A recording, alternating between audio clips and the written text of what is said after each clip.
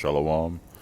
All praises, honor, and glory goes to Yahweh Ba'ashem Yahushai, Ba'ashem Kakodash, and double honors to the apostles and elders of Great Millstone, and Shalom to all the hopeful, elect, and sincere brothers that's doing the work of the Lord in sincerity and truth. Now, this lesson is going to be based upon the whole, Sakari scandal judgment. But I'm not gonna, I'm not gonna, I'm not gonna hype it up and go into detail about it. I'm just gonna go into the fact that the scriptures are true and we should learn from it because the Most High will bring you down if you're proud, you know. But yeah, this lesson is gonna go towards how women can can be very destructive. They could bring down, kings. They could bring down kings. They could bring down princes. They could bring down, the. They could bring down a man that's at the highest level of life and highest position, and they could bring down, your average Joe, because women, as the scriptures say, they're wicked. Even though they are the weaker vessel, they are wicked because you know Satan can get through to them easier, to get to you because we love women more than how they love us. And then a woman can, soften you up, with her feminine wiles, with her feminine tricks. And that's how this dude from the Sakari got caught, because he got weak and fell for his woman. Yeah, a woman can really bring you down. It doesn't matter who you are. A woman could bring down any man, but we in the truth, we put the Lord first. So the Lord will protect us from the consequences of dealing with a wicked woman or subjecting yourself into a wicked woman. By removing her from your life, or just keep you away from women for a while. Period. Now, let me go to Proverbs chapter 31. Yeah, a woman can really mess you up. A woman can bring you down. These are rich and famous athletes. Most of the time, it's a woman that bring them down because they marry a beautiful woman, and the woman stay with them and have their children, and then after a while they get divorced and then they take half, which is wicked in itself. But they fell for the beauty and for the and the beauty and for the comfort that a woman brings, and then she used that against them. This is Proverbs chapter 31, verse 3. Give not thy strength unto women, nor thy ways to that which destroyeth kings. So we're not supposed to give our strength unto women. We're supposed to put the Most High first above everything, because the Most High is a jealous power, and if we put a woman first, or anything first before the Lord, he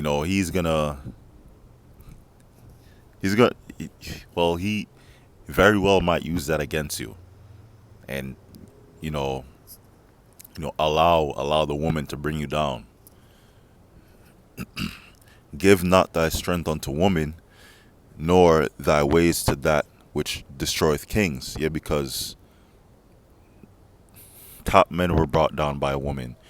For example, King Solomon in his old age, he went off due to women. Samson got brought down because of a woman by Delilah. Who else? Adam. That's a greatest example. Everyone on earth knows about Adam and Eve, on how it was through Eve that Adam sinned, because Eve listened to the serpent, which was a man. It wasn't an actual serpent or snake. It was a deceitful man that went to Eve, and then Eve brought that wickedness. That she was tricked into the devil. Into a wicked uh, serpent-like man. Into a snake, that she got tricked by a snake, of what you will call a person a snake today, which they're not actually a snake. It's just that they're snake-like. You have to watch out for a snake. Well, that's who beguiled Eve, and then she brought that wickedness to Adam, and you know she she uh she convinced Adam to go off. Give not thy strength unto woman, nor thy ways to that which destroyeth kings. You're not supposed to give a strength to woman. Now,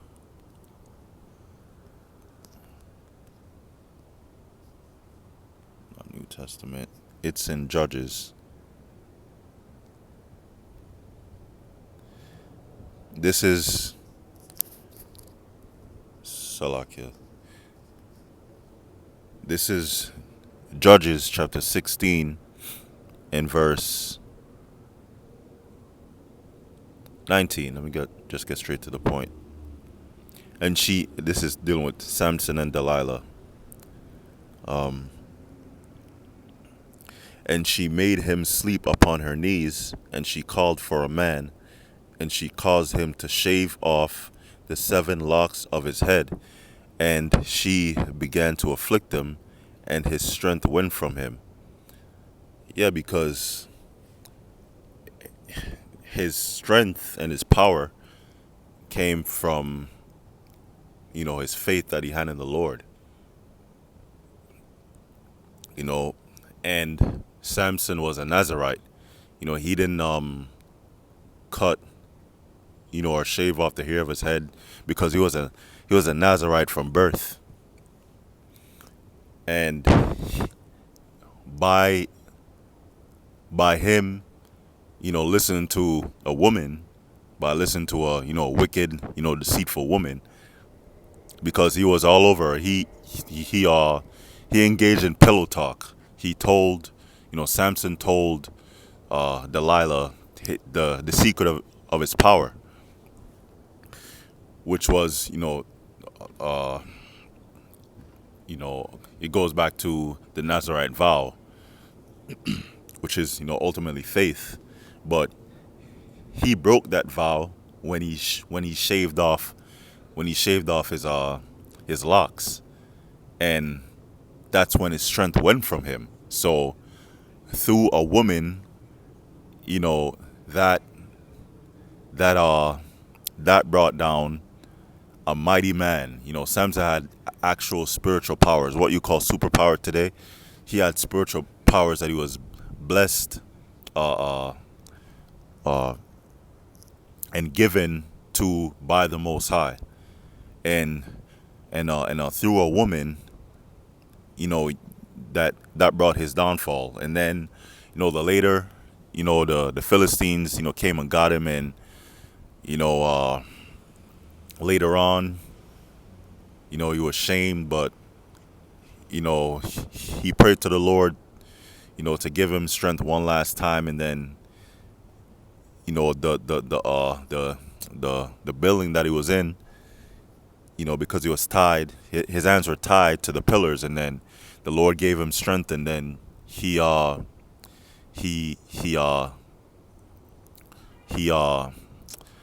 down the 2 pillars, which brought down that building, and then it killed, everyone in it. And on that day he killed more than he ever did. But that's just an example. And see, give me any plague of the heart.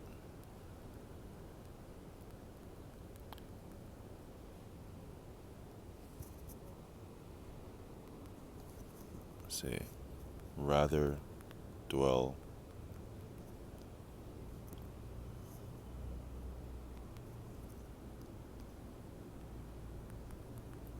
sin. So Ecclesiastes. It's in Ecclesiastes.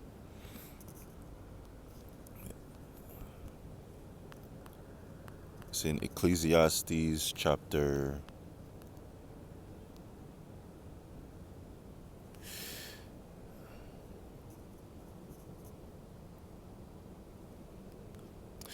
Let me just look it up. It's in Ecclesiastes though.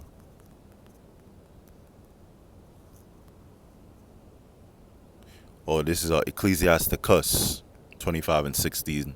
But there's one in Ecclesiastes. Oh, I find more bitter than death. Is that it? Yeah. This is Ecclesiastes chapter 7 verse 26. And I find more bitter than death the woman whose heart is snares and nets. That means her mind is always uh her mind is always on set on ways of how to trap you and set you up. And if you fall to those traps, if you get ensnared by with whatever, she comes up with, if you fall for it, then you lose, and then she loses interest because she doesn't see you as a man anymore. She doesn't respect you anymore, and then she moves on to her next victim. That's how a woman thinks. That's how a wicked woman thinks. And you know all women are wicked according to the scriptures, but there's like a very few women that are not that demonic. There's a few women that are actually going to repent and change their ways, but most wicked Israelites in general are going to be destroyed, whose heart is snares and nets, and her hands as bands. And a band is, like a cuff, something that ties your hands together. Because, for example, when a person get arrested, when they say, put your hands up, and then they cuff you, that's like that's likened to having hands as bands. You have no control. You're just under arrest. You're seized. You're taken. You have no power. Because you use your hands to do a lot of things. Your hands represent power. You use your hands to take a shower, to brush your teeth. Dealing with self-care. If you're a mechanic, you use your hand to work on cars. You use your hand to do, any job that you have. That's why your hands represent power and strength. Because dealing with any job that you have, you're going to use your hands. Whoso pleaseth the Most High shall escape from her, but the sinner shall be taken by her. So if you don't put the Lord first, if you're a sinner and not pleasing the Most High, He's gonna allow that wicked woman to bring you down. And that's what happened to the Sakari dude, Alazar. But that's the end of the lesson. Wait, let me read 28, 27. Behold, this day have I found, saith the preacher, and this is King Solomon, counting one by one to find out the account, which yet my soul seeketh, but I find not one. One man among 1,000 have I found. So when Solomon did the study, he did a case study, he did a search, and out of 1,000 men, only one was righteous. And that represents the elect of Israel, you so-called Negroes, Latinos, and Native Americans. Because 2/3 is going to be destroyed along with Babylon the Great, which is America, and then only the elect is going to be saved, which is like a remnant of the whole nation of Israel. But a woman among all those have I not found. So out of 1,000 women, which Solomon did have, he had 700 wives and 300 concubines. So out of all of them, he's like, none of them is righteous. None of them is right. You know, he came to the conclusion that they're all wicked. But out of 1,000 men, one was righteous. And the Lord will, that's the end of the lesson. So put the Lord first and beware of these women, especially in these times, because, wickedness is just increasing. And yeah, just beware of these wicked women, especially, the wicked Israelite woman, the wicked black woman, just wicked women in general. But you have to beware, because any woman, if you allow her, will bring you down. They will bring you down to the ground. They'll expose your secrets, which that's what happened to this guy Alazar. And if he did do any of that stuff, then that's disgusting. You have all sorts of spirits on you, which probably came from trauma from childhood, which never got resolved. But yeah, that's it. Lord will is it. This was our edifying lesson. All praises, honor, and glory goes to Yahweh Ba'Shem Yahushai Ba'Shem Kakodash, and double honors to the apostles and elders of Great Millstone. Shalom.